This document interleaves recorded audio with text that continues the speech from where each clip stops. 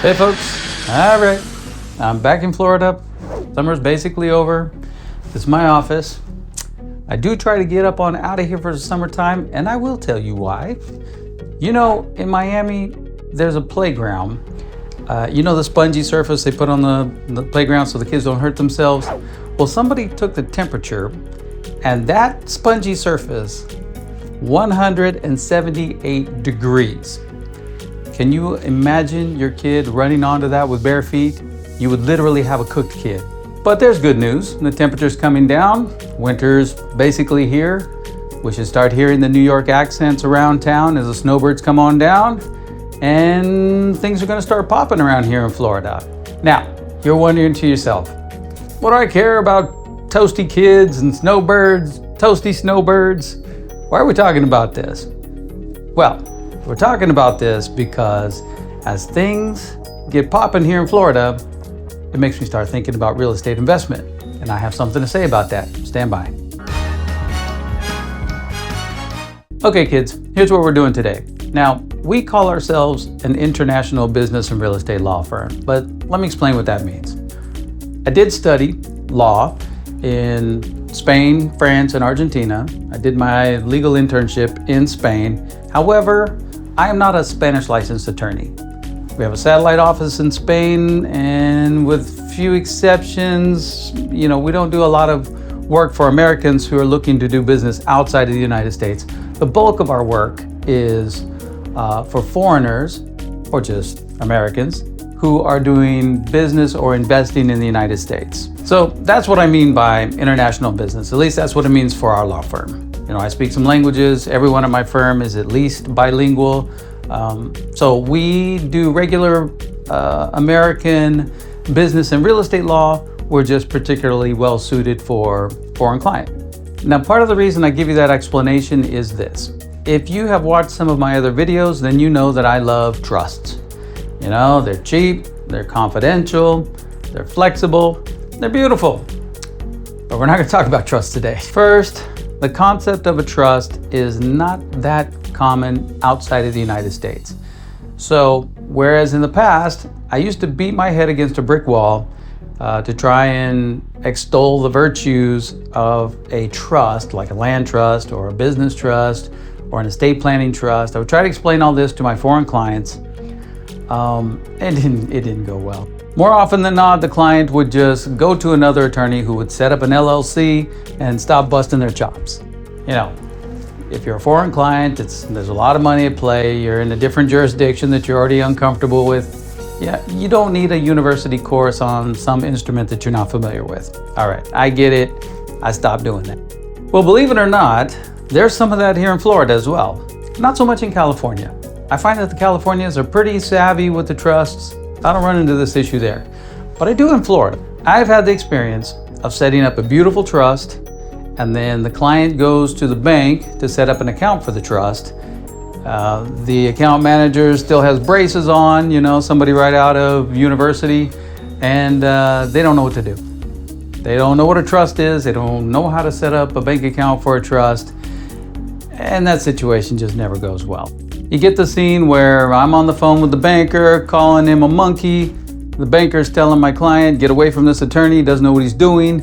Nothing good comes out of that. The same is true for some accountants, believe it or not. Some of them are not too hip to the trusts, and then we run into the same situation. After 15 years, I think I've finally come up with the perfect combination. The trust and the LLC, they can work well together, but that's for next week. We're not going to get into that just yet. One step at a time. Today, let's just focus on the LLCs. All right, so everyone's comfortable with an LLC, so let's just go with that. Very quickly, why not a corporation? Why not a partnership? Why an LLC? Well, you could do a corporation. There's nothing wrong with that. It's just a little more formal. So, for example, you'll be required by statute to have annual meetings. You're going to have to take some minutes. You're going to have board resolutions. It's just a little more trouble to maintain, a little more, a few more things that can go wrong, really, if you don't follow all the statutory requirements. So unless you are going to sell shares or you need investors to be able to come in and out of the corporation fluidly, there's just no reason. Why would you take on the extra trouble? I will say this though, LLCs don't always work well for Canadians. It has to do with the tax treatment under the Canadian tax code and how it's applied to LLCs. I'm not a Canadian attorney, so that's as far as I go with that, but I have run into that. And there's a similar carve out for citizens of the UK who may prefer to use a form of a partnership, specifically an LLP. Again, there are tax reasons for that. And again, I'm out of my depth. That's as far as I go.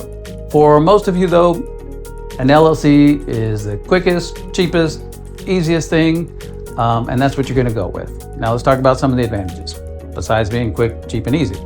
First of all, you get the corporate shield. So, if something goes wrong with one property, you don't want it affecting other properties, you don't want it affecting you personally. So what you do is you drop those properties into the LLC and you isolate the risk. So here's something that comes up every time I have this type of consultation. Do you want to create a separate LLC for each and every property that you acquire? The short answer is, it's up to you. How risk averse are you? But, I can talk to you about some of the factors. To be clear, let's talk about the difference. Let's say that you have one LLC and you drop, 3, 4, 5 different properties into that single LLC. Okay. Well, if something goes wrong with any one of those properties, you personally still enjoy the corporate shield. So the LLC serves its purpose in that regard. However, if something goes wrong with property 1, that problem could potentially affect properties 2 through 4 or 5. You know what I mean? Everything that belongs to that LLC is potentially exposed to whatever the problem might be. Alternatively, if you create a separate LLC for each and every property, well, you do isolate the risk. So if something goes wrong with one property, it not only does it not affect you personally, but it doesn't affect any of the other properties either. So, it comes down to your personality, but we can talk about some of the risk factors. For example, it might depend upon the value of the property. If each one of your properties is worth $1 million or more, something like that, well, yeah, probably you do want to create a separate LLC for each and every property.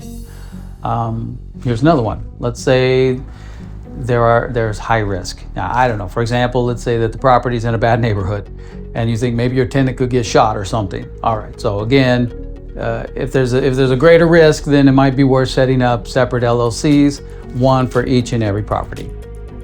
But it's up to you. The bottom line is this: you get your corporate shield, you enjoy your personal liability protection, and if you have any more questions about that, well, check my many articles here. Point number 2, and we've already touched on this basically, but common knowledge. All right, I don't care if your banker is still in diapers, he's going to be able to set up a bank account for an LLC. So that's important. The same is true for foreigners. I'm tired of fighting with them.